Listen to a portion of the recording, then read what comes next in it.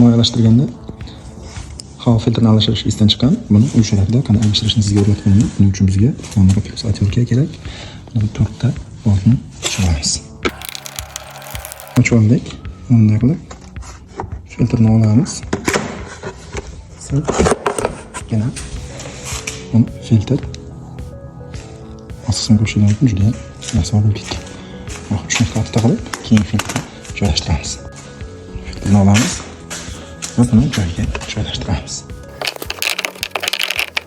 Qo'yishning bir e'tiborli sharti filtrning atrofida mana bu yerda rezin bo'ladi. Shu rezinani yomoshiga siqilib qolmaganiga e'tibor qiling. Hamma joyi yaxshi kelgan bo'lsin.